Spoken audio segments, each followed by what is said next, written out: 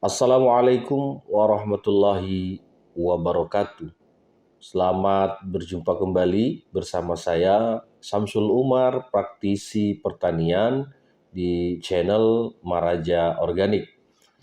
Teman-teman semua, sesuai dengan permintaan dari teman-teman yang ada di kolom komentar, meminta untuk dibahas apa efek samping dari penggunaan kapur dolomit atau kapur pertanian. Ini minta dibahas supaya nanti bisa dimengerti sebenarnya kalau kita menggunakan kapur dolomit secara berterusan atau berkepanjangan, apa efek yang akan terjadi pada tanah pertanian kita. Teman-teman semua, pada unsur kapur dolomit atau kapur pertanian ada dua unsur hara sekunder, jadi hara makro sekunder yang terkandung di dalamnya, yakni ada CaO atau kalsium oksida dengan MgO atau magnesium oksida. Dua unsur inilah yang dikandung oleh kapur dolomit atau kapur pertanian. Dua jenis unsur hara ini dibutuhkan dengan jumlah lebih sedikit dibanding dengan unsur hara makro primer. Kalau primer itu ada di situ nitrogen, fosfat, dan kalium. Nah, sementara untuk primernya itu ada magnesium, ada kalsium, dan sulfur. Nah, kedua unsur ini yang dikandung oleh si dolomit dan kapur pertanian ketika diberikan pada tanah kita secara berterusan dengan jumlah banyak. Jadi kalau rekomendasi dari para peneliti di Kementan atau dari beberapa universitas pertanian itu untuk menaikkan satu strip pH itu menggunakan kurang lebih 3,5 sampai dengan 5 ton per hektarnya. Nah, kalau kita hitung dengan kebutuhan sebegitu besar, maka pasti jumlah itu sangat susah untuk dipenuhi oleh petani. Walaupun pada harga kapur dolomit atau kapten itu cukup relatif murah, antara 2.000 sampai dengan 3.000 per kilogramnya, tetapi dengan volume yang besar itu sangat jarang yang memenuhi standar yang diberikan oleh Kementan. Nah, teman-teman, unsur magnesium dengan kalsium ini ada kontradiktif ketika jumlahnya lebih besar daripada kandungan-kandungan unsur mikro ataupun kandungan fosfat. Jadi unsur dua ini, kalsium ini bisa mengikat fosfat, dalam arti akar tanaman ini akan terganggu penyerapan fosfatnya ketika ada kalsium yang berlebih. Begitu juga dengan kandungan magnesium, ini bisa mengikat unsur-unsur boron, seng, terus ada magnesium di situ. Nah, kalsiumnya bisa mengikat Fe, unsur besi.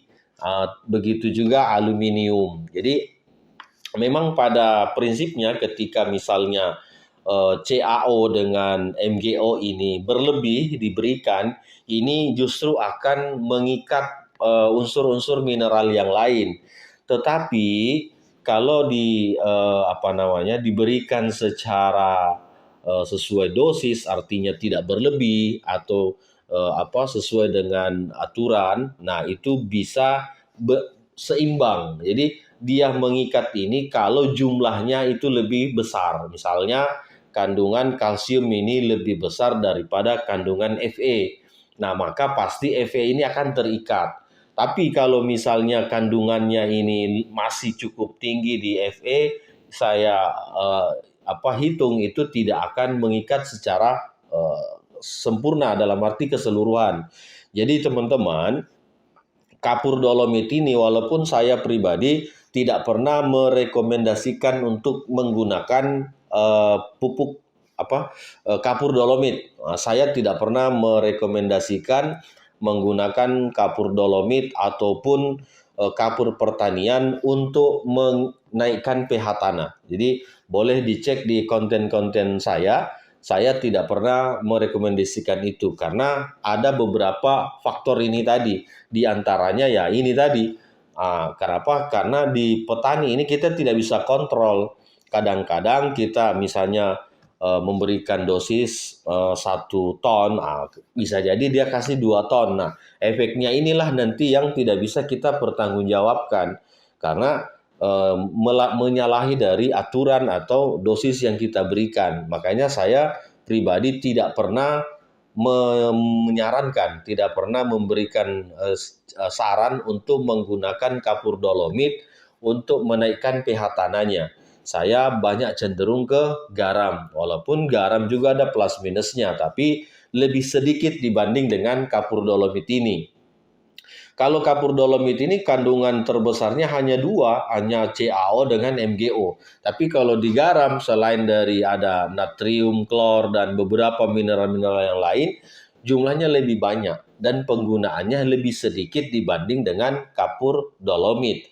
Nah, selain itu juga memang prinsipnya karena kapur dolomit ini sifatnya mengikat, maka begitu dia masuk ke dalam tanah, ini bisa mengikat logam-logam yang ada dalam tanah, residu-residu yang dalam tanah, tapi sekaligus mineralnya juga diikat. Nah, inilah yang menyebabkan pemadatan itu terjadi. Apalagi jika misalnya pemberiannya itu tidak ditabur merata. Jadi misalnya ini buat satu logo itu dikasih banyak di situ. Nah, ini yang nanti membuat tanah itu menjadi keras. Nah, oleh karenanya kalaupun harus menggunakan kapur dolomit, itu dibuat merata. Jadi dihambur itu secara merata sehingga partikelnya itu tidak menutup pori-pori tanah. Jadi partikelnya kapur dolomit atau kaptan ini tidak menutup pori-pori tanah. Karena di situ nanti ketika pori-pori tanah ini terikat juga, maka mikroorganisme di dalam tanah juga terganggu ekosistemnya. Nah, oleh karenanya kalaupun harus menggunakan kapur dolomit untuk menaikkan pH tanahnya, itu hendaknya ditabur secara merata, jangan ditumpuk. Nah, kalau ditumpuk inilah yang menyebabkan pemadatan. Dan yang kedua, pemberian kapur dolomit itu jangan terlalu sering. Kalaupun misalnya harus menggunakan itu 1 kali 1 tahun saja. Jadi proses alamiah itu terjadi di dalam, tidak menumpuk. Nah, ini kalau misalnya tiap musim panen kasih kapur lagi, tiap musim panen kasih kapur lagi. Kenapa? Karena dia ini susah terlarut, si kapur dolomit ini atau kaptan ini susah terlarut. Jadi teroksidasi di dalam tanah ataupun terurai di dalam tanah ini membutuhkan waktu yang cukup lama. Sehingga kalaupun diberikan itu 1 tahun 1 kali saja. Jadi walaupun sebenarnya di saya pribadi tidak pernah merekomendasikan untuk menggunakan kapur dolomit ataupun kapur pertanian. Karena itu tadi adanya kelebihan kalsium oksida dengan magnesium oksida ini bisa menyebabkan unsur-unsur mineral-mineral mikro ini diikat. Nah, yang kedua bisa menyebabkan serapan fosfat itu juga terganggu oleh adanya kalsium ini. Dan yang ketiganya itu bisa menyebabkan pemadatan pada tanah itu sendiri dengan cara menutup pori-pori pada tanaman ini sehingga nanti perakaran jadi susah untuk menyerap nutrisi, dan yang keduanya bisa menyebabkan terganggunya mikroorganisme di dalam tanah. Nah, itu teman-teman. Jadi karena teman-teman meminta ini untuk dibahas, maka kita bahas. Nah, tapi kalau rekomendasi saya sebaiknya lebih simpelnya menggunakan garam. Walaupun garam ini juga ada efek samping. Kalau digunakan secara berlebih, maka tanah kita pasti akan salinitasnya tinggi atau kandungan garamnya tinggi. Yang kedua bisa menyebabkan terganggunya proses fotosintesis pada daun tanaman karena nanti tanaman akan kuning daunnya, akarnya tidak bisa menyerap nutrisi dengan catatan kalau terlalu banyak. Tapi pada dosis yang kami berikan itu insya Allah aman seperti itu. Sama halnya misalnya kita kalau memasak sayur atau memasak ikan misalnya, pasti takaran garamnya itu harus pas. Karena kapan dia kurang itu nggak terasa rasa gurihnya. Tapi kalau pas maka sayur itu akan jadi enak. Begitu juga dengan kalau dia kelebihan. Kalau kelebihan mesti keasinan. Mesti kita tidak akan memakan sayur itu, akhirnya dibuang percuma.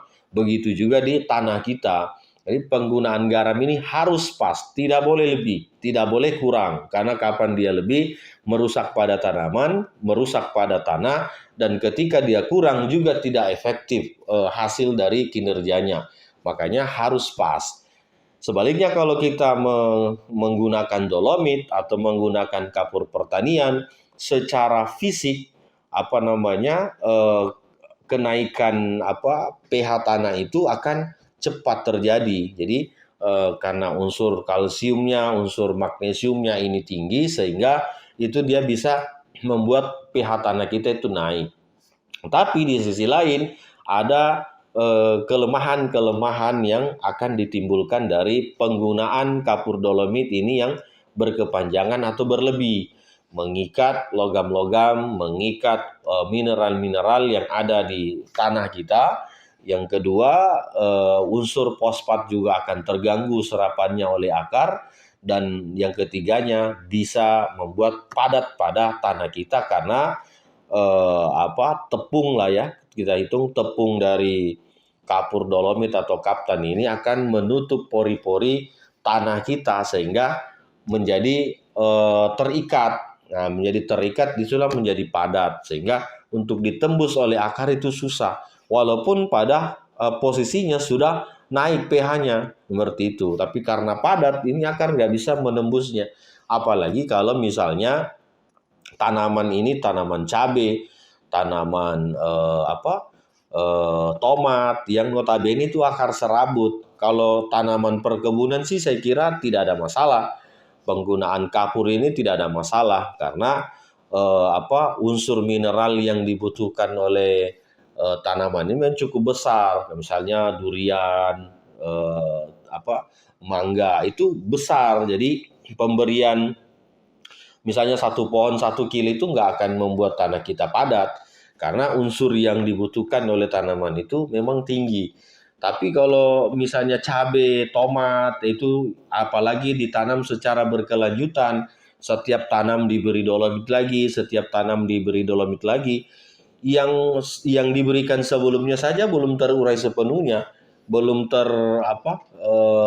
belum hilang dari tanah kita itu sudah dikasih lagi. Nah, itu membuat yang menjadi padat terus sehingga begitu kita mau tanam lagi, diolah lagi. Nah, ini kok kenapa semakin kurus tanahnya? Bukan kurus karena adanya peningkatan itu, adanya kandungan kalsium dengan magnesium tadi yang mengikat pada unsur mineral-mineral yang lain sehingga proses akar menyerap tanaman ini akan terganggu.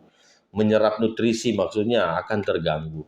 Saya kira begitu teman-teman ulasan kita hari ini untuk efek samping dari penggunaan kapur dolomit yang berlebih. Mudah-mudahan dengan penjelasan dari kami bisa menjawab pertanyaan yang diberikan oleh teman-teman sehingga bisa lebih selektif dalam menggunakan bahan-bahan untuk kebutuhan tanah dan tanamannya. Terima kasih. Assalamualaikum warahmatullahi wabarakatuh.